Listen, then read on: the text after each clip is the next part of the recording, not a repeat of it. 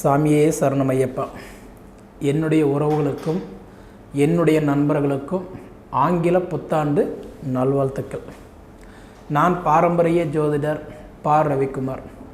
இப்போ நாம் பார்க்கக்கூடிய தலைப்பு என்னென்னு பார்த்தீங்கன்னா 2025 வருடத்துக்கு உண்டான புத்தாண்டு பலன்களை பற்றி தான் இந்த காணொலியில் பார்த்துட்ருக்குறேங்க.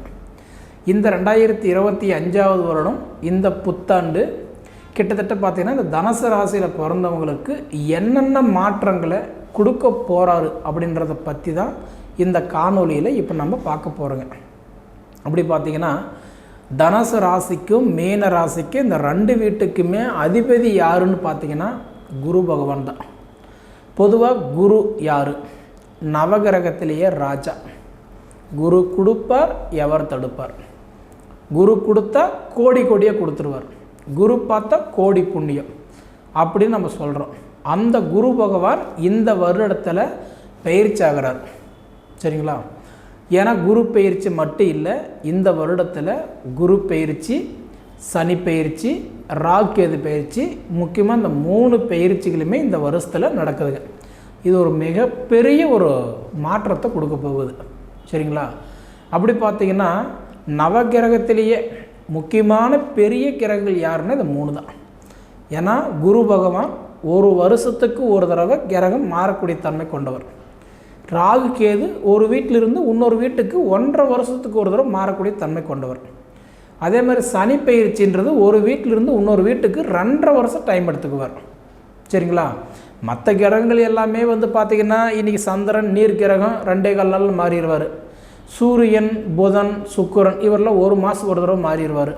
செவ்வாய் அப்படின்னு எடுத்துக்கிட்டிங்க அப்படின்னா அவர் 1.5 மாதத்துக்கு ஒரு தடவை மாறிடுவார். ஆனால் இந்த 3 கிரகம் தான் ரொம்ப டைம் எடுத்துக்குவாங்க. அப்படி பார்த்திங்கன்னா இதில் முதல்ல எந்த பயிற்சி ஆகுது அப்படின்னு பார்த்திங்கன்னா சனி பயிற்சி ஆகுதுங்க.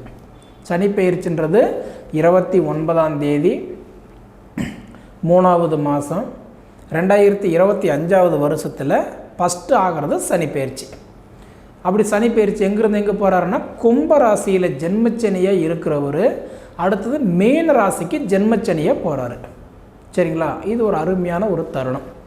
அப்படி போகும்போது உங்கள் ராசிக்கு 3ஆம் பாவகத்தில் இருந்த சனி பகவான், அதாவது சகோதரஸ்தானம் தைரியஸ்தானத்தில் இருந்த சனி பகவான் அடுத்தது பார்த்திங்க அப்படின்னா உங்களுக்கு 4ஆம் இடத்துக்கு மாதிரஸ்தானம் சுகஸ்தானத்துக்கு போகிறாரு. சரிங்களா? அப்படி பார்த்திங்கன்னா சனி பகவான் யாருன்னா மகர ராசிக்கும் கும்ப ராசிக்கும் இந்த 2 வீட்டுக்கும் அதிபதி சனி பகவான் தான். அந்த சனி பகவான் கிட்டத்தட்ட மீன ராசியில் போய் பார்த்திங்கன்னா 2 வருஷம் 2 மாதம் 5 நாள் கிட்டத்தட்ட அவர் போயிட்டு மீன ராசியில் இருக்க போகிறார். 2 வருஷம் 2 மாதம் 5 நாள் மீன ராசியில் இருக்க போகிறார். அப்படி இருக்கிறவர் இந்த தனுசு ராசிக்கு அவர் என்ன பண்ண போகிறார்? அப்போ அவருக்கு 3ஆம் இடத்துல சகாய சனியாக இருந்தவர் இப்போ அடுத்தது பார்த்திங்கன்னா அர்த்தாஷ்டம சனியாக இப்போ வரப்போகிறார். இப்போ அடுத்தது அர்த்தாஷ்டம சனியாக இன்றைக்கி மாறுதுங்க 4ஆம் இடத்துல. சரிங்களா? அப்போ இந்த தனுசு ராசிக்காரங்களுக்கு அர்த்தாஷ்டம சனி இன்றைக்கி மாறுது அப்படின்னா இப்போ எப்படி இருக்குன்னா கொஞ்சம் கவனமாக இருக்க வேண்டிய நேரம். 10 ரூபா வாங்கி கொடுக்குறீங்களா? வாங்கி கொடுக்கலன்னா அந்த இடத்துல கெட்ட பேர் ஆயிருமே, சங்கடமாக நினைப்பாங்களே அப்படின்னு நீங்கள் நினைக்கிறத விட அது வாங்கி கொடுக்கலன்னா ஒரே சங்கடத்தோடு போயிடும். ஆனால் வாங்கி கொடுத்துட்டு அலையிற மாதிரி வச்சுக்க வேண்டாம். அர்த்தாஷ்டம சனி நம்மளை கொஞ்சம் அலைய விட்டுருவார். பண விஷயத்தில் ஜாக்கிரதையாக இருங்க. அடுத்தது பொறுமையாக இருக்கணும். முடிஞ்ச வரைக்கும் நீர், நெருப்பு, எண்ணெய், தண்ணி, வண்டி, வாகனம் கவனமாக இருங்க. பொறுமை அந்த மாதிரி இருக்கணும். அதே மாதிரி அடுத்தது இந்த அர்த்தாஷ்டம சனியில் முடிஞ்ச வரைக்கும் எப்படின்னா நம்ம கவனங்கள் நிறைய சிதறும். இப்படி போகலாமா, இப்படி போகலாமா, இது செய்யலாமா, அது செய்யலாமா, எது செஞ்சால் நல்லாயிருக்கும், இது மாதிரி நிறைய குழப்பங்கள் இருக்கும். ஏன்னா நம்ம கறக்கிறத காப்பிடி உதைக்கிறத பல்லு போகிற மாதிரின்னு சொல்லுவாங்க. அப்படி பார்த்திங்கன்னா இன்றைக்கி நம்ம ஒரு 1000 ரூபாய் சம்பாதிக்கிறோம் அப்படின்னா ஒரு 500 ரூபாய்க்கு நம்ம பிளான் போட்டால் அந்த காரியம் சக்ஸஸ் ஆகும். புரியுதுங்களா? 5000 ரூபாய் சம்பாரிச்சுக்கிட்டு 10,000 ரூபாய்க்கு நம்ம பிளான் போட்டோம் அப்படின்னா கண்டிப்பாக நம்மளை எங்கே கொண்டு போய் விட்டுருவார்? அலைச்சலை கொண்டு போய் விட்டுருவார். அது கொஞ்சம் யோசித்து பண்ணுங்கள் அர்த்தாஷ்டம சனியில். அதே மாதிரி இந்த அர்த்தாஷ்டம சனி அப்படின்னு 4ஆம் இடத்துக்கு வர்றாரு பார்த்தீங்களா, அம்மாவுக்கு கொஞ்சம் உடல் உபாதிகளை கொடுப்பார். கிட்டத்தட்ட அதாவது எப்போன்னு கேட்டிங்கன்னா அந்த 29ஆம் தேதி அதாவது 3வது மாதத்துக்கு மேலே கொஞ்சம் உளைச்சலாக இருக்கும். அது கொஞ்சம் கவனமாக பார்த்துக்கோங்க. சரிங்களா? அதே மாதிரி பார்த்துட்டிங்க அப்படின்னா இந்த சனி பகவான் பயிற்சி ஆகக்கூடிய காலகட்டம் நமக்கு சரியில்லைன்னு சொல்ல முடியாது. கொஞ்சம் கவனமாக இருக்க வேண்டிய நிலைமை. அப்போ சனி கெட்டு போயிட்டா நம்ம உலகமே இருண்டு போயிடுமா? கிடையாது. பழமொழி சொல்லுவாங்க, கண்ணு இருண்டுக்கிட்டால் கண்ணு மூடிக்கிட்டால் உலகமே இருண்டு போச்சுன்னு சொல்லுவாங்க. ஆனால் அப்படிலாம் கிடையாதுங்க. இந்த குரு ஒன்று தான் இந்த உலகத்தை ஆள்றாருன்னு கிடையாது. மீதி இருக்கக்கூடாது. குரு இருக்கிறாரு, ராக்கேது இருக்கிறாரு, மற்றும் கிரகங்கள் இருக்கிறாங்க இல்லையா? அப்படி பார்த்தா சனியுடைய காலகட்டம் கொஞ்சம் கவனமான நேரம். சரிங்களா? அடுத்தது குரு பயிற்சி ஆகிறார். அந்த குரு பயிற்சி அப்படின்னு எடுத்துக்கிட்டிங்க அப்படின்னா பொதுவாக பார்த்தீங்கன்னா குருவுடைய பார்வை அப்படின்றது இப்போ குரு பகவான் ரிஷபத்தில் இருந்து மிதுனத்துக்கு மாறுறாரு. அப்போ ரிஷபத்தில் இருந்து மிதுனத்துக்கு மாறக்கூடிய குரு பகவான் அப்படின்னு நம்ம எடுத்துட்டோம்னா 6ஆம் இடத்துல இருந்து இப்போ 7ஆம் இடத்துக்கு மாறுறாரு. பொதுவாக 6லேருந்து 7க்கு மாறுறாரு அப்படின்னா இப்போ பொதுவாக பார்த்தீங்கன்னா 6ஆம் இடத்துல ருணரோக சத்ரு குருவாக இருக்க வேண்டிய குரு பகவான் இப்போ 7ஆம் இடமா பார்த்தீங்கன்னா கலஸ்திர குருவாக மாறுறாரு. அப்போ கலஸ்திர குருவுன்னா என்ன? திருமணத்துக்கு ஒரு நல்ல இடத்துல உட்கார்றாரு. கல்யாணம் அப்படின்றது நிறைய பேர்த்துக்கு வரமாகவே இன்றைக்கி அமைஞ்சு போச்சுங்க. அந்த காலத்துலலாம் 27 பொருத்தம் பார்த்து கல்யாணம் பண்ணும்போது கூட இவ்வளோ கஷ்டமெல்லாம் இல்லை. டக்குன்னு போவாங்க, பொருத்தம் பார்ப்பாங்க, கல்யாணம் ஆகிடும், நல்லா வாழ்ந்தாங்க. குழந்தைங்கன்றது 1 டஜன் 2 டஜன் அதாவது 10 15 கூட பெற்றுக்கிட்டவங்க இருக்கிறாங்க. இந்த காலத்தில் திருமண தடையாக இருக்குது. குழந்தை பாக்கியம்ன்றது ஒரு நிறைய பேத்துக்கு கேள்விக்குறியாக இருக்குது. நிறைய பேத்துக்கு வளர்ச்சி வாழ்க்கையே கேள்விக்குறியாக இருக்குது. இந்த காலகட்டமெல்லாம் பார்த்திங்கன்னா இந்த குரு உங்களுக்கு கலஸ்திர குருவாக உட்கார்றதுனால திருமணம் அதாவதுன்றது முதல் கல்யாணம் பண்ண முடியாமல் இருந்தவங்களுக்கு, இல்லை முதல் கல்யாணம் ஆகி அது கட்டாயிடுச்சு 2வது மாங்கல்யன்றது பண்ணலாமா இப்படி நினச்சவங்களுக்கெல்லாம் இந்த குரு நல்ல இடத்துல உட்காந்துருக்கிறாரு. அப்போ ரிஷபத்திலிருந்து மிதுனத்துக்கு போகிறது உங்களுக்கு ஒரு அருமையான ஒரு தருணம். அப்போ இந்த குரு மாறக்கூடிய தருணத்தில் சனியுடைய பார்வை நம்ம எடுத்துக்கிட்டோம் அப்படின்னா 3, 7, 10ஆம் இடத்தை பார்ப்பார் மீனராசியிலிருந்து. அப்போ மீனராசியிலிருந்து 3ஆம் இடமா ரிஷபராசி பார்க்குறாரு, 7ஆம் இடமா கன்னி ராசி பார்க்குறாரு, 10ஆம் இடமா பார்த்தா உங்கள் தனுசு ராசி தான் பார்க்குறாரு. அப்போ குருவுடைய வீட்டை சனி பார்க்குறாரு. அப்போ குருவுடைய வீட்டு சனி பார்த்தீங்கன்னா 10ஆம் இடமா பார்க்குறாரு. சனி பார்வைன்றது பொதுவாக சனி இருக்கும் இடத்துக்கு கஷ்டத்தை கொடுப்பார், ஆனால் சனி பார்க்கும் இடத்துக்கு பலன் கொடுப்பார். அப்போ சனி பார்க்குற இடம் என்ன? ரிஷபராசி, கன்னி ராசி, அடுத்தது பார்த்திங்க அப்படின்னா தனுசு ராசி. அப்போ இந்த 3 ராசி உங்கள் ராசி கட்டன்றது இப்போ சனி பார்க்குறாரு. அப்போ உங்கள் ராசி சனியும் பார்க்கும்போது அடுத்தது உங்கள் ராசி குருவும் 7ஆம் இடமாக பார்க்கும்போது அப்போ நிச்சயமாக உங்களுக்கு எப்படி இருக்கும்? உங்களுடைய வாழ்வாதாரம் இந்த வருஷத்தில் மாறப்போகுதுன்றதில் மாற்றுகிறதே இல்லை. அப்போ என்னென்ன மாறும் அப்படின்னு பார்த்தீங்கன்னா முதல்ல உங்கள் ஹெல்த்து நல்லாயிருக்கும். சரிங்களா? உடல் உபாதைகள் கொஞ்சம் குறையும், நல்லாயிருக்கும். 2வது பண கஷ்டம். ஏன்னா இதுக்கு முன்னாடி எப்படி இருந்தீங்கன்னா 4 காசு நம்ம வீட்டில் எங்கே இருக்குமோ அப்படின்ற தொலாவர காலத்தில் தான் இருந்தீங்க. வீடு ஃபுல்லாக காசு இருந்த காலம் போய் வீட்டில் 4 காசு எங்கே இருக்குமோ அப்படின்ற தொலாவர காலத்தில் தான் இருந்தீங்க. ஆனால் இப்போ பார்த்தீங்க அப்படின்னா தொலாவர காலம் போய் வீட்டில் 4 காசு வைக்கிற காலம் இப்போ உங்களுக்கு வந்துருச்சு. அப்போ உங்களுக்கு சனி பார்வை நல்லா இருக்குது. அடுத்தது குருவுடைய பார்வை நல்லா இருக்குது. சனி 10ஆம் பார்வை பார்க்குறாரு, குரு பார்த்தீங்கன்னா 7ஆம் பார்வை பார்க்குறாரு. அப்போ இந்த 2 பார்வை மட்டும் கிடையாது, 3வது சனியுடைய பார்வை உங்கள் மேலே பார்வைப்படுது. சனி பார்த்தீங்கன்னா அடுத்தது சனி பயிற்சி ஆகுது இந்த வருஷத்துலேயே. சனி பயிற்சி அப்படின்னு பார்த்தீங்கன்னா 18ஆம் தேதி, இன்றைக்கி 5வது மாதம் 2025 பார்த்தீங்கன்னா அதாவது பார்த்தீங்கன்னா ராகுவுடைய பயிற்சி ஆகுதுங்க. கிட்டத்தட்ட ராகு பார்த்தீங்க அப்படின்னா மேல ராசியில் இருக்க வேண்டிய ராகு பகவான் இன்றைக்கி கட்டான்றது கும்ப ராசிக்கும், கன்னி ராசியில் இருக்க வேண்டிய கேது பகவான் சிம்ம ராசிக்கும் பயிற்சி ஆகிறார் 18ஆம் தேதி 5வது மாதம் 2025. முக்கியமாக இந்த 3 கிரகங்களும் இந்த 2025 பயிற்சி ஆகிறார்.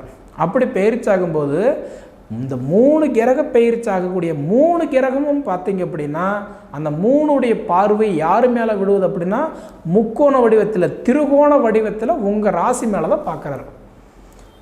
மீனத்தில் இருந்து சனி உங்கள் ராசி 10ஆம் இடமா பார்க்குறாரு ஒரு பார்வை. அடுத்தது மிதுன ராசிக்கு, அதாவது வந்து பார்த்துட்டிங்க அப்படின்னா ரிஷப ராசியிலிருந்து மிதுன ராசிக்கு வர வேண்டிய குரு பகவான் உங்கள் ராசியை 7ஆம் இடமாக பார்க்குறாரு. அது 2. 3வது வந்து பார்த்திங்க அப்படின்னா இன்றைக்கி கட்டான்றது வந்து மீன ராசியிலிருந்து, அதாவது கும்பராசிக்கு வர வேண்டிய ராகு பகவானுடைய பார்வை என்ன, ராகு பார்வை 3, 7, 11. அப்போ 3ஆம் இடமாக உங்கள் தனுசு ராசி பார்க்குறாரு. அப்போ சனி பார்வை, குரு பார்வை, ராகு பார்வை, இந்த 3 பார்வையும் ஒரு இடத்துல படுது அப்படின்னா அது உங்கள் ராசி மேலே மட்டும்தான். 2வது உங்கள் வீட்டுக்கு அதிபதியே குரு பகவானாக இருக்கிறார். இப்படி இருக்கக்கூடிய காலகட்டத்தில் உங்களுக்கு வந்து இந்த 29ஆம் தேதி 3வது மாதம் 2025க்கு மேலே சனி பகவான் உங்களுக்கு அங்கே நல்ல வேலை செய்ய ஆரம்பிச்சிருவார். அடுத்தது வந்து பார்த்தீங்க அப்படின்னா உங்களுக்கு வந்து 14ஆம் தேதி 5வது மாதம் 2025க்கு மேலே பார்த்தீங்க அப்படின்னா குரு பகவான் அங்கே உங்களுக்கு வேலை செய்ய ஆரம்பிச்சிருவார்.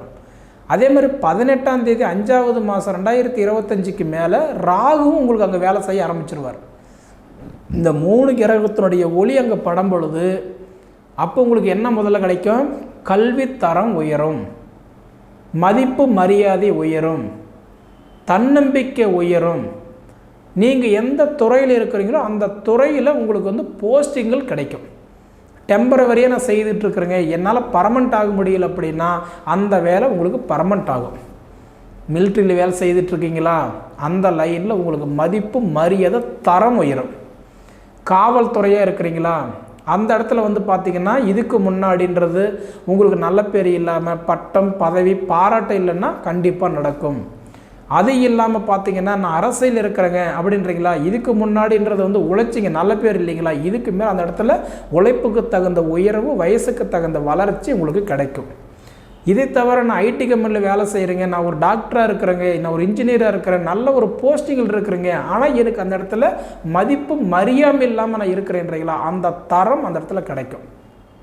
நீங்கள் யாருக்கு கற்றுக் கொடுத்தீங்களோ அவங்களால உங்களுக்கு ஆதாயம் கிடைக்கும். ஏன்னா இதுக்கு முன்னாடி கற்றுக் கொடுத்தவங்களால உங்களுக்கு ஆதாயம் இல்லை, கொடுத்து உதவி பண்ணணுனாலும் உங்களுக்கு ஆதாயம் இல்லை, சொந்த பந்தத்தினால எப்பயுமே உங்களுக்கு சப்போர்ட் இல்லை. நீங்களே கையூனி கரணம் போட்டு மேலே வந்த நிலைமை தான் இதுக்கு முன்னாடி. இதுக்கு மேலே உங்களோட தரம் உயரும். சரிங்களா, திருமண வாழ்க்கையில் இருந்த சோகங்கள் உங்களை விட்டுட்டு விலகி போகும், நல்லா இருக்கும். அதே சமயத்தில் உங்களுக்கு குருவுடைய பார்வை, குரு பார்த்தா கோடி புண்ணியம் இல்லையா, அப்போ முதல்ல என்ன கொடுப்பாரு, மண்ணு மனையை அமைக்கிற யோகத்தை கொடுப்பார். இது வரைக்கும் நான் எவ்வளோ கணக்கு பார்த்துட்டேங்க, லட்சக்கணக்கில் என் கையில் வருது, லட்சக்கணக்கில் போகுது, ஆனால் எனக்குன்னு ஒரு தொழில் இல்லை, வண்டி வாகனம் இல்லை, வீடு வாசல் இல்லை, கஷ்டப்படுறேன், 4 காசு மிச்சம் வைக்க முடியாத மொத்தத்தில் ஒரு பைத்தியக்காரனாக இருக்கிறேன்னு சொல்கிறீங்களா, உங்கள் வீட்டுக்கு அதிபதி குரு தான். அதனால் இந்த 2025 முடிகிறதுக்குள்ளார உங்களுக்குன்னு உண்டான ஒரு இடத்த வாங்க போகிறீங்க, அல்லது ஒரு வீடு கட்ட போகிறீங்க, சொந்த மண்ணில் நீங்கள் உட்கார போகிறீங்க, உங்கள் கனவு நனவாக போகுதுன்னு சொல்கிறேன். அதே மாதிரி ரொம்ப வருஷமாக எதிர்பார்த்துட்ருக்கிற வண்டியோ காரோ இந்த மாதிரி வாகனங்களோ வாங்க போகிறீங்க, அதுக்கு வாய்ப்பு உண்டு.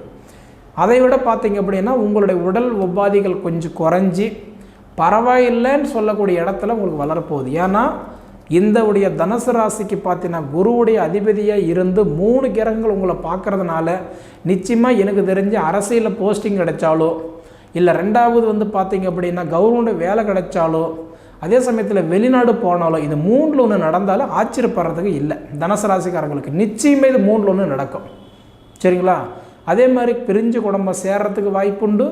அதே மாதிரி குடும்பத்துக்குள்ளார இருந்த சங்கடங்கள் விலகிறதுக்கு வாய்ப்புண்டு. ஏன்னா உங்களுக்கு தொழிலுக்கு அதிபதி புதனாக இருக்கிறாரு, ஞானக்காரகன், புத்திக்காரகன், அறிவுக்காரகனாக இருக்கிறாரு. உங்கள் தொழிலுக்கு அதிபதியே புதன் தான்.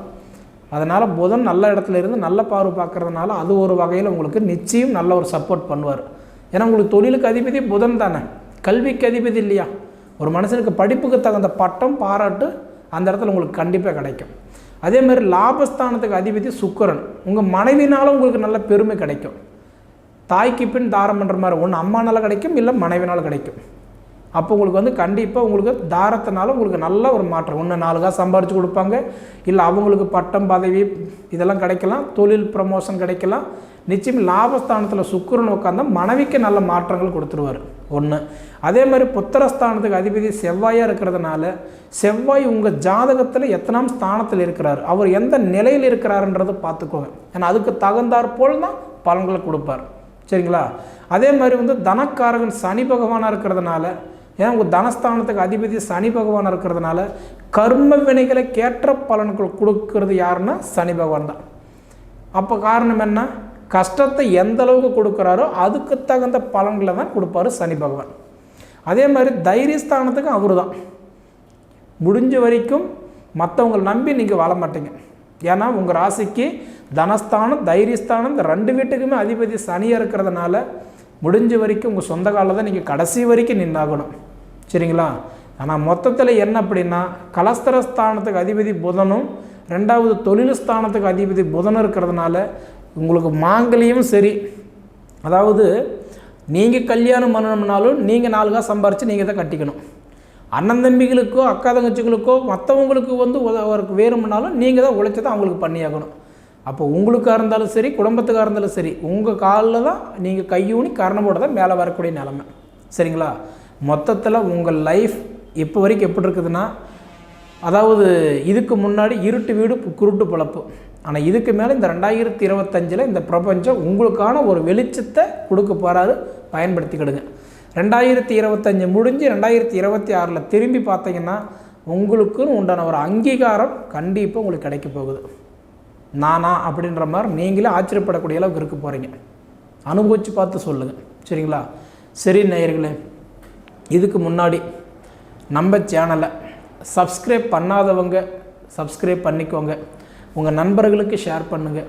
இது தவிர உங்கள் பொன்னான நேரத்தை ஒதுக்கி எவ்வளோ நேரம் என்னுடைய காணொலியை நீங்கள் முழுமையாக பார்த்ததுக்கு மனசிலிருந்து கேட்டுக்கிறேன். நன்றிங்க.